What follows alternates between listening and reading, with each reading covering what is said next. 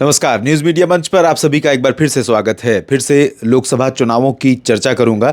पिछले चुनाव में भी आम आदमी पार्टी के बारे में चर्चा की थी और बहुत सारे मित्रों ने इसे अप्रिशिएट किया था और कहा था कि बिल्कुल ठीक बात है, क्योंकि जिस तरह से मन बना था जनता का जब 2010 से 12-13 के बीच में अरविंद केजरीवाल और अन्ना हज़ारे समेत तमाम जो आंदोलन करने वाले लोग थे भ्रष्टाचार के अगेंस्ट में, लोगों को लगा था कि बहुत अच्छा शासन हमें आने वाले समय में देखने को मिलेगा अगर इस तरह की मुहिम देश भर में चलती है और पढ़े लिखे लोग राजनीति से जुड़ते हैं तो।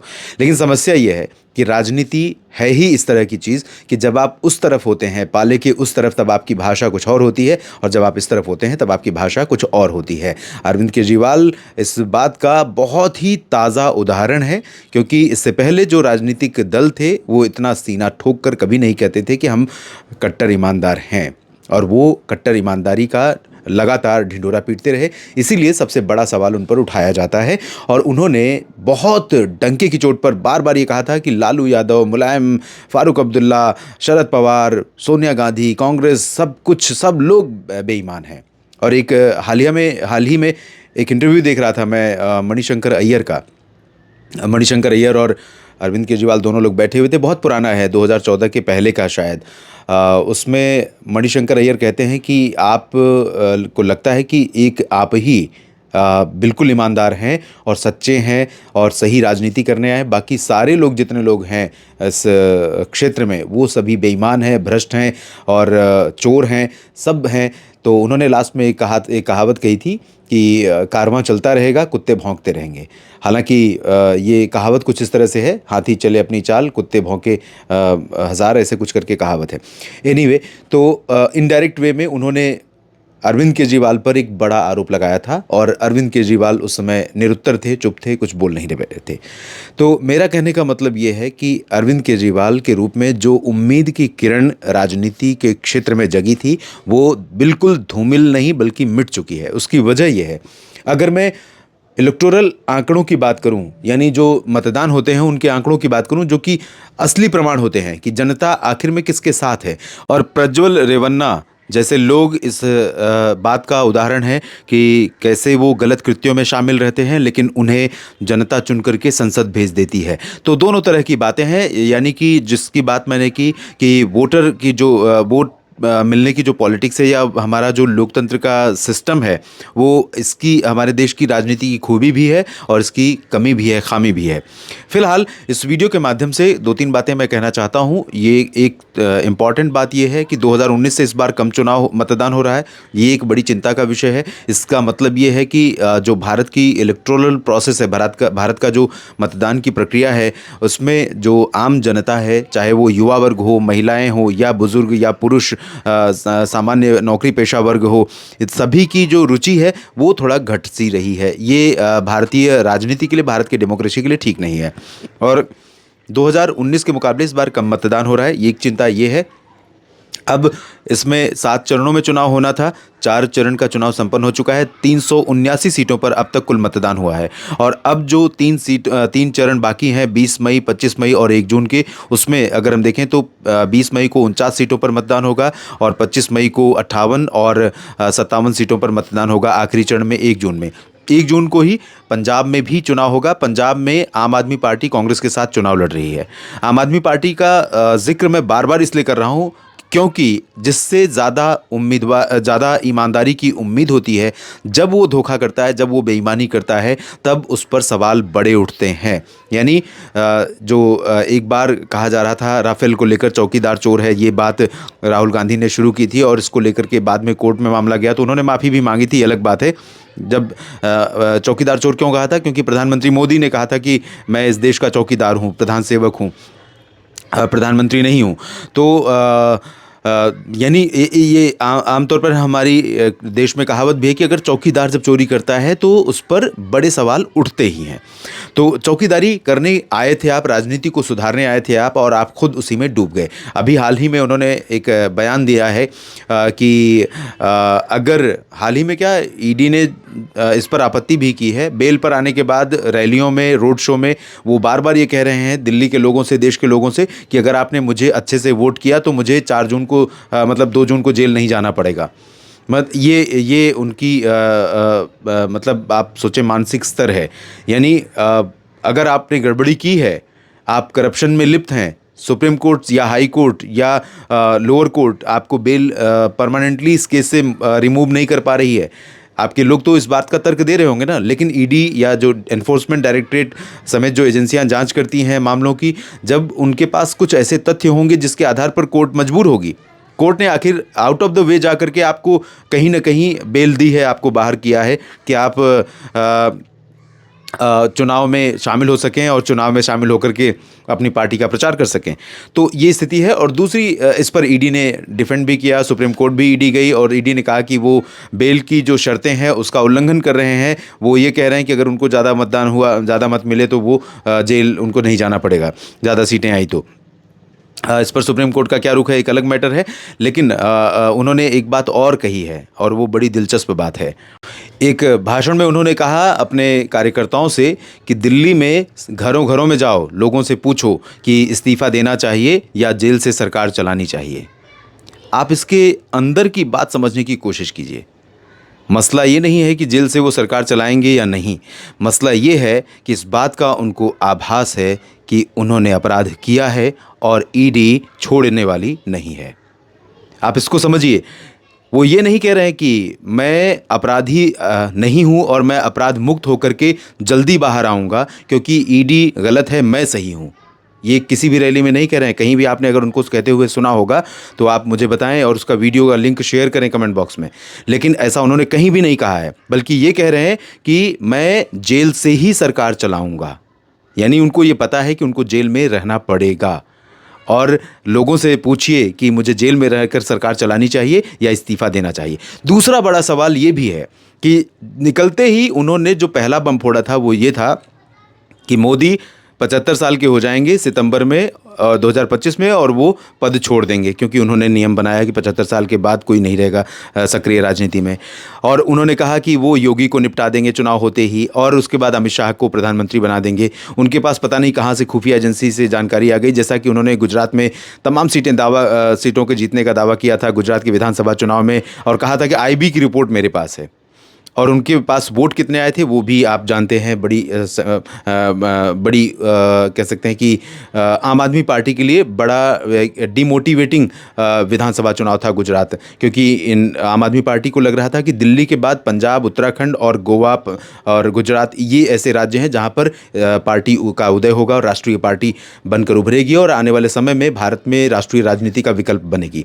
और इस बीच एक बहुत इंपॉर्टेंट बात ये भी कहना चाहूँगा आपसे कि इसी प्रकरण में कि उन्होंने मोदी के बारे में तो बता दिया, लेकिन दिल्ली की जनता को ये नहीं बताया कि दिल्ली में उनके साथ आंदोलन से लेकर अब तक, यानी 2010, 11, 12 से लेकर अब तक 24 तक लगभग 13-14 सालों में जो उनके साथ कंधे से कंधा मिलाकर दिन रात एक करते रहे, लड़ते रहे, भूखे पड़ते रहे, संघर्ष करते रहे, उन नेताओं को साइड क्यों कर दिया? सुनीता केजरीवाल को सीएम बनाने की बात क्यों कर रहे हैं?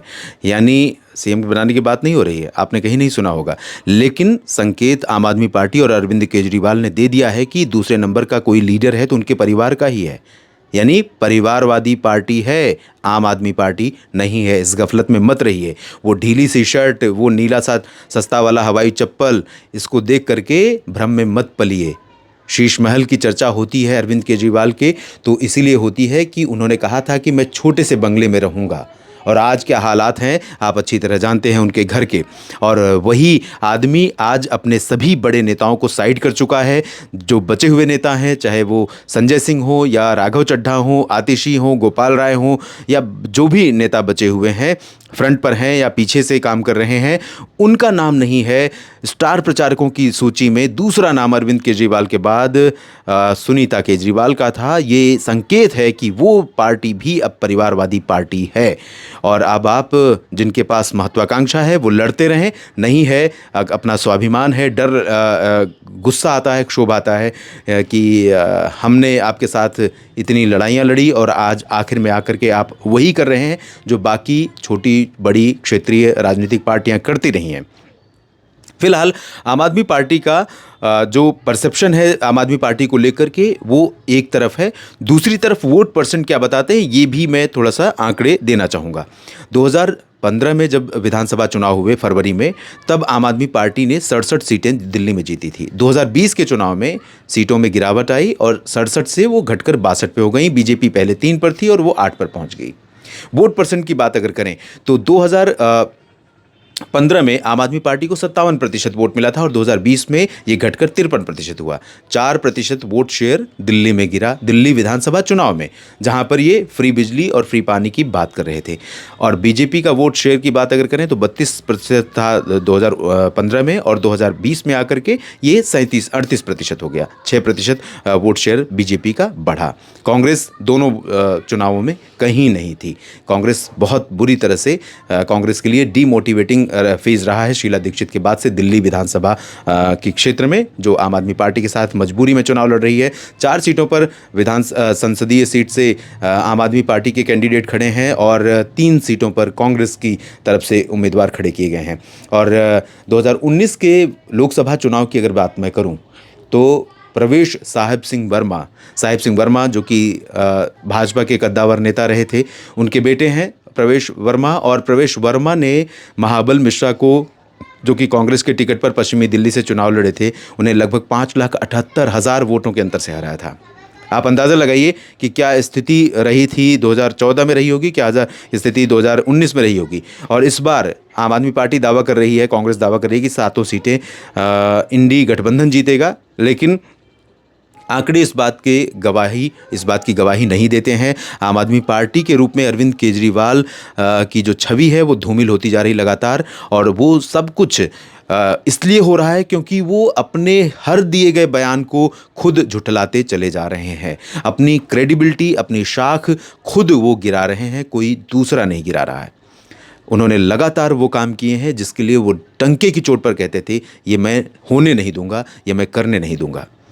जब वो कांग्रेस पर आरोप लगा रहे थे तब ये कहते थे कि ईडी और सीबीआई कहाँ हैं, बुलाओ, अरेस्ट कराओ, पूछवाओ, 4 घंटे बैठाओ, सारे सच और झूठ सामने आ जाएंगे। और आज जब उनसे पूछताछ हो रही तो ईडी और सीबीआई पर आरोप लगाते हैं कि वो केंद्र सरकार के हाथों से चल रही है। हो सकता है जो सत्ता में बैठी पार्टी है वो अपने राजनीतिक नफ़े नुकसान को भी कैलकुलेट करती हो और एजेंसियां उसको फेवर करती हों, और ये आज की स्थिति नहीं रही है। ये भारत की व्यवस्था का हिस्सा है। ये इस सरकार ने बना दिया है, ऐसा नहीं है। पिछली सरकारों में भी इसे कहा जाता था। इसी तरह से सीबीआई और ईडी को पॉलिटिकल टूल की तरह यूज़ करने की कवायद रही है, और पीछे से जो व्यवस्था है वो व्यवस्था इतनी जल्दी समाप्त नहीं होती है। लेकिन मैं सिर्फ एक बात कहना चाहूँगा इस वीडियो के माध्यम से, चाहे वो राजनेता हो, चाहे वो प्रशासक हो, यानी ब्यूरोक्रेट हो, शासक या प्रशासक जो भी हैं, उसको सिर्फ इतना करना है कि जिस कुर्सी पर वो बैठा है ना, बस उसको ये ध्यान देना है कि इस कुर्सी पर बैठने का दायित्व क्या है, क्यों बैठाया गया है उसको। जिस दिन उसको ये याद रहेगा और जब जब याद रहेगा वो कभी गलत नहीं कर पाएगा, क्योंकि कुर्सी पर बैठाया जाना एक जवाबदेही है, एक उत्तरदायित्व है, न कि आपको अधिकार दे दिया जाता है, चाहे वो आईएएस आईपीएस हो, चाहे वो नेता मंत्री या सांसद विधायक हों। तो इस लोकतंत्र की बड़ी विडंबना और भारत की राजनीति में लोकतांत्रिक व्यवस्था की ये बड़ी विडंबना है कि जिनको हम और आप वोट देकर सत्ता की कुर्सियों तक, या जो लोग पढ़ करके अच्छे और कड़े प्रतिस्पर्धा को पार करने के बाद बड़े अधिकारी बनते हैं, वो सब कुछ भूल जाते हैं और अपने पद को अपना अधिकार समझने लगते हैं। फिलहाल इस वीडियो में बात राजनीतिक उतार चढ़ाव की करनी थी। अब बची हुई 164 सीटें हैं, उन पर कैसे मतदान होगा और क्या परिणाम आएंगे, ये सब कुछ आने वाले समय में ही पता चलेगा। 4 जून को ही पता चलेगा। लेकिन कवायद अपने अपने तरीके से लोग लगा रहे हैं, कवायद चल रही है अनुमान लगाने की, और लगातार चल रही है, चाहे वो इंडिविजुअल लेवल पर हो या मीडिया के लेवल पर हो, राजनीतिक दलों के लेवल पर हो, और बड़े बड़े दावे किए जा रहे हैं। और चलते चलते एक बात और कहना चाहूँगा दोस्तों कि अरविंद केजरीवाल का एक और एग्जाम्पल देना चाहूँगा स्वाति मालीवाल को लेकर, जिसके बारे में भी चर्चा की थी पिछले वीडियो में। उनके घर पर दुर्घटना घटना होती है और विभव कुमार जिनके साथ ये मारपीट होती है वो उनके साथ घूम रहे हैं। ये खबरें और ये तस्वीरें खूब सोशल मीडिया और मीडिया पर शेयर की जा रही थी। और मेरे लिए सबसे बड़ा जो सवाल था वो ये था कि 1.5 दिन लगे थे अरविंद केजरीवाल को ये बताने के लिए कि आम आदमी पार्टी का स्टैंड उस प्रकरण में क्या है। और उस स्टैंड बताने के लिए आए थे कौन? संजय सिंह। क्यों नहीं सुनीता केजरीवाल को भेजा? क्यों नहीं अरविंद केजरीवाल आए ये बताने के लिए कि स्वाति मालीवाल के साथ जो हुआ उसमें स्वाति मालीवाल गलत थी या विभव कुमार गलत थे? उसको हम देखेंगे और उसको निपटाएंगे। उन्होंने कहा कि इस घटना की जितनी निंदा की जाए उतना कम है। इसके अलावा उत्तर प्रदेश में अखिलेश यादव के साथ एक जगह प्रेस कॉन्फ्रेंस में बैठे थे और जैसे ही पत्रकारों ने पूछ लिया स्वाति मालीवाल पर भी कुछ बोल दीजिए, तो माइक तुरंत अखिलेश यादव की तरफ कर दिया। तो जो मानक आप अपने लिए तय करते हैं, अगर उन मानकों पर खरा नहीं उतरते हैं तो आपकी शाख लगातार गिरती जाती है और आम आदमी पार्टी का जितनी तेज़ी से उत्थान हुआ था, पतन भी उतनी तेज़ी से होगा, ऐसा लगता है।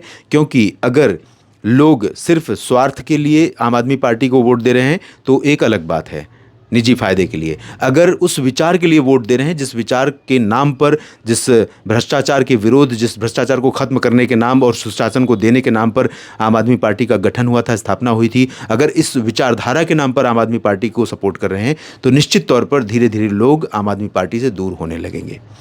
लेकिन भारत की राजनीति में कुछ भी हो सकता है। आप लगातार मेरे साथ जुड़े रहिएगा। हो सकता है कि आपको लगे मैं किसी एक पार्टी का समर्थक हूँ, एक का विरोधी हूँ, जाहिर सी बात है हर कोई होता है। लेकिन मैं किसी भी स्तर पर बात करते समय इंडिविजुअल, समूहों में या वीडियोस में कभी भी किसी भी के लिए अभद्र भाषा का प्रयोग नहीं करता हूं। आप भी न करें, अपनी राय ज़रूर रखें। आप सभी का समय शुभ रहे, आप लगातार बने रहें मेरे साथ और मतदान करने ज़रूर जाएं, इतना ज़रूर कहूँगा। अगले 3 चरणों में मतदान कीजिए। जो भी पार्टी जीत कर आती है उसमें आपकी हिस्सेदारी होना